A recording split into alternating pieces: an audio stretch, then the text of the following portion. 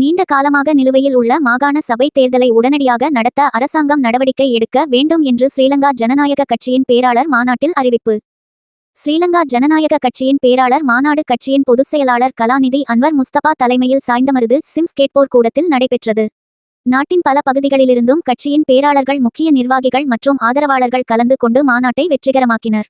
தலைமை உரையாற்றிய பொதுச் செயலாளர் கலாநிதி அன்வர் முஸ்தபா நாட்டின் தற்போதைய அரசியல் சூழ்நிலை, மக்கள் எதிர்நோக்கும் சவால்கள் மற்றும் ஜனநாயகத்தை வலுப்படுத்துவதன் அவசியம் குறித்து வலியுறுத்தினார்.